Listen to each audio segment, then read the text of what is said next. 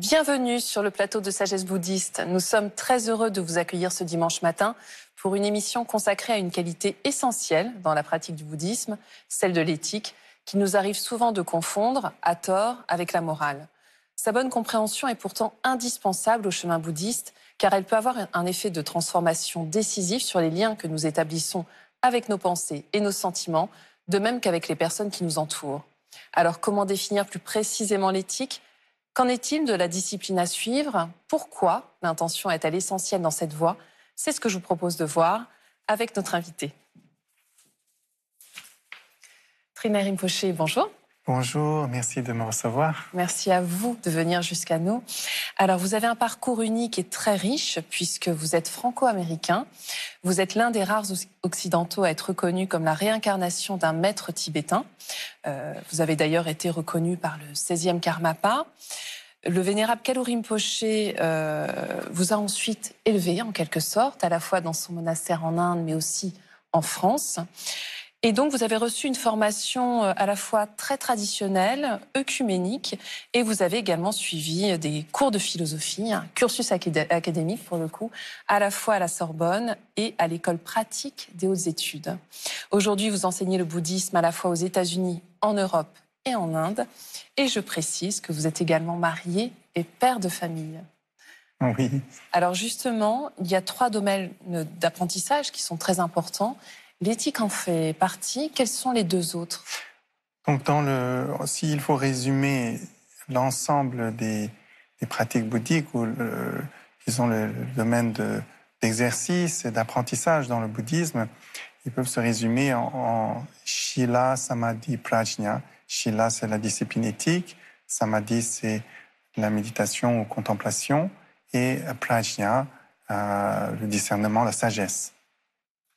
Alors, c'est important de faire une distinction d'emblée entre justement l'éthique et la morale, parce que c'est vrai qu'on a souvent tendance à confondre ces 2 termes. En quoi est-ce qu'ils se distinguent selon vous? Alors, la discipline éthique doit être fondée sur quelque chose de réel, effectivement, c'est-à-dire sur la causalité entre une action et son résultat. Et les mœurs sont en fait plutôt culturelles. C'est comment il est convenable de se comporter ou de faire les choses selon une culture donnée, comment on se marie, qu'est-ce qui est convenable de faire ou pas. En fait, c'est des codes sociétaux, quelque part. La discipline éthique, dans le cadre de l'enseignement bouddhique, c'est fondé sur une relation de causalité entre l'acte, qui n'est pas simplement l'acte physique et verbal, mais avant tout l'intention, un acte de la pensée. Et selon la nature de cet acte, eh bien, la conséquence aura une sorte d'effet semblable. Et donc, quand l'acte est par nature négative, eh bien, on va récolter nécessairement un effet négatif. Donc, est-ce que c'est ce qu'on appelle aussi donc, le karma? C'est ça, c'est le karma, c'est fondé sur le karma. Donc la discipline éthique, c'est en quelque sorte les règles qui nous sont enseignées, qui sont une sorte d'astreinte, ne pas dire certaines choses, ne se pas comporter de certaines manières, essayer de travailler sur son esprit, ses intentions. Donc il y a un effort d'astreinte, mais ces règles sont basée sur la causalité entre nos pensées et notre devenir. Et surtout, c'est par rapport au ressenti, c'est-à-dire au moment, ce qui est négatif dans sa nature est quelque chose lorsqu'il est présent et dans sa nature ressenti de manière désagréable. Et donc, il aura comme résultat une conséquence désagréable. Est-ce que c'est ce qu'on appelle aussi les afflictions? Alors, notamment l'acte négatif. Donc, ce n'est pas le karma dans son ensemble, mais les actes négatifs et la perpétuité de l'enchaînement dans le samsara s'appuient sur les afflictions et la racine des afflictions qui est notre ignorance et la saisie de soi, l'ego.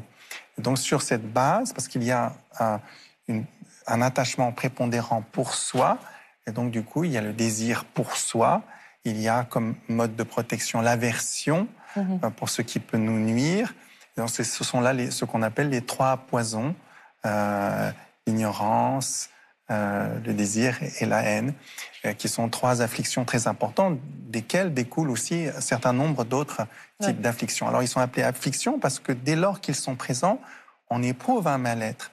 Quand on éprouve la colère, la haine, on n'est pas heureux. On ne se dit pas « Ah, youpi, demain, je voudrais être en colère encore et tout le temps, tous les jours. » Mais en fait, ce que vous disiez aussi quand on préparait cette émission, c'est que quand on réalise qu'on est en colère, c'est déjà trop tard.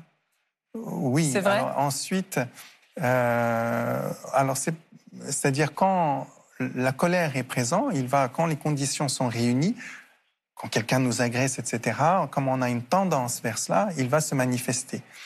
Là, c'est pas trop tard.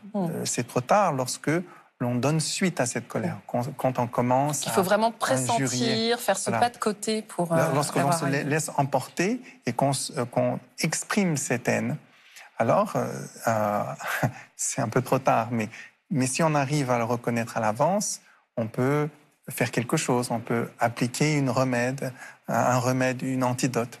Alors, on verra justement quel antidote on peut appliquer.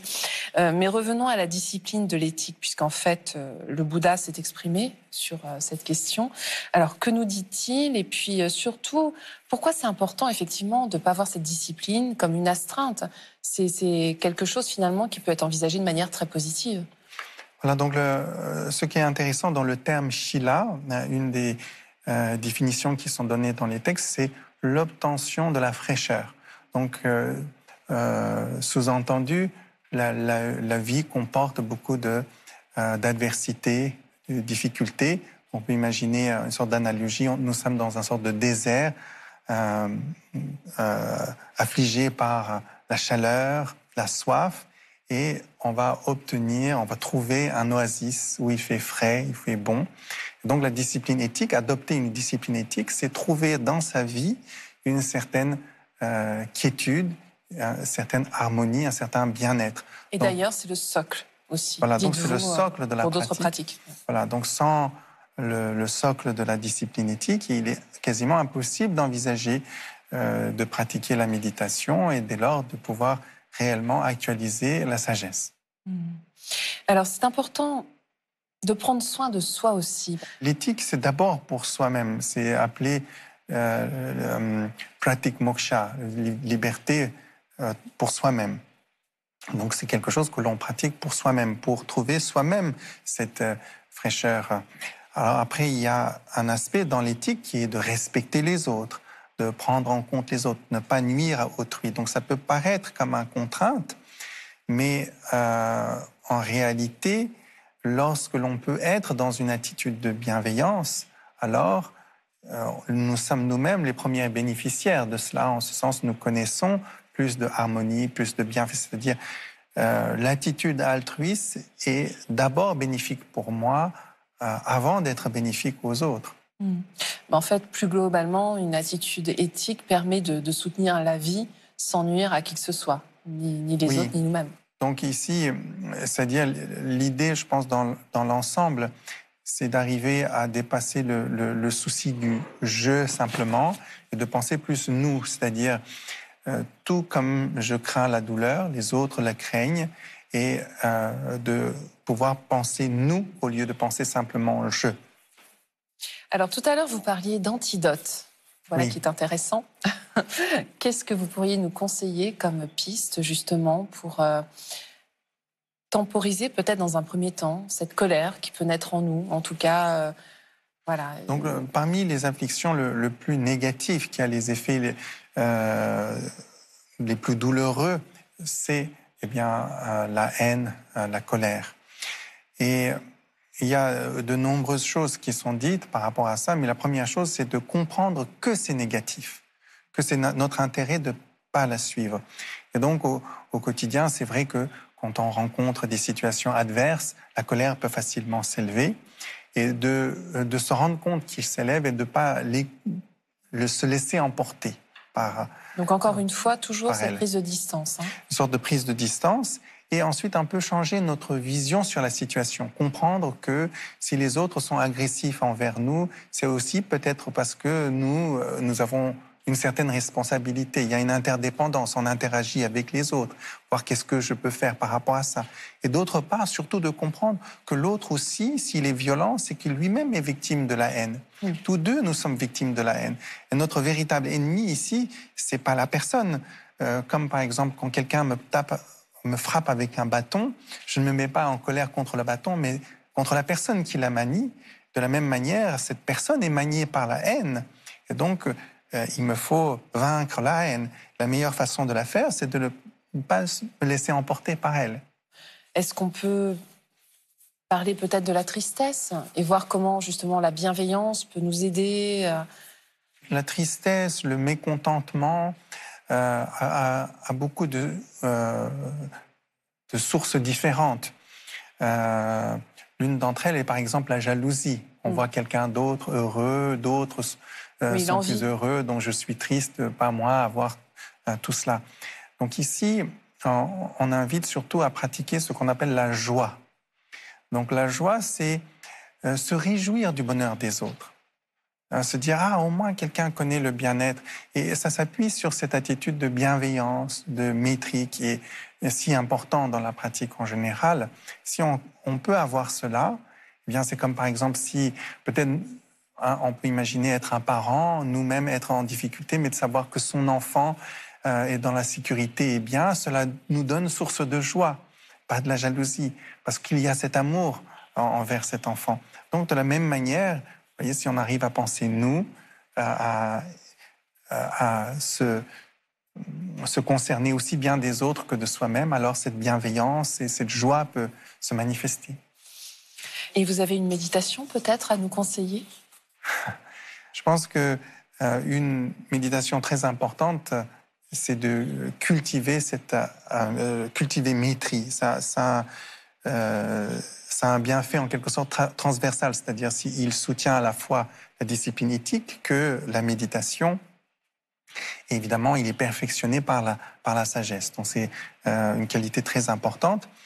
Et la manière de faire pour cultiver cela, c'est comme je vous ai dit, de se rendre compte que les autres sont des êtres sensibles tout comme moi, et aussi de se penser plutôt que de faire des distinctions, de discriminer entre moi et autres, de se distinguer comme un ensemble, de ne plus faire de distinction entre moi et autres.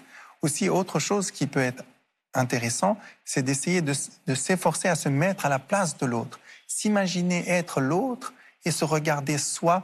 Et là, on voit ses propres défauts et qu'on peut corriger. Donc, ce genre, c'est des méditations plutôt, comment dirais-je, discursives, mais qui soutient cette attitude de bienveillance. Merci infiniment, Trine Rinpoché. Je vous en prie, c'est un plaisir. Et si vous souhaitez aller plus loin, voici quelques pistes de lecture, avec tout d'abord Karma, ce qu'il est, ce qu'il n'est pas, pourquoi il est important, de Traleg Kyabgun aux éditions IFS. L'auteur pourfend les illusions persistantes auxquelles nous nous accrochons afin de montrer ce qu'est réellement le karma et comment nous pouvons mettre un terme à la souffrance. Puis Karma, l'avenir est ouvert, de Chogyam Trungpa, au courrier du livre. Cet ouvrage esquisse une voie à suivre tout en détaillant de manière honnête notre dilemme karmique. Chogyam Trungpa nous indique à sa manière unique et non conventionnelle le chemin à suivre pour nous extraire de l'engrenage habituel des actions et réactions, tout en nous invitant à assumer nos actes et à nous sentir responsables de nos circonstances de vie. Et enfin, les 12 lois du karma, changer sa vision de soi et du monde, de Sandy Inselin et Anaka, publié aux éditions Jouvence. Des pratiques, réflexions, méditations et postures de yoga suggérées au fil des pages ouvrent de nouvelles compréhensions pour améliorer son karma et s'en libérer. C'est la fin de cette émission. Vous pouvez la revoir pendant un mois sur France.tv. Nous vous souhaitons un très beau dimanche. À la semaine prochaine.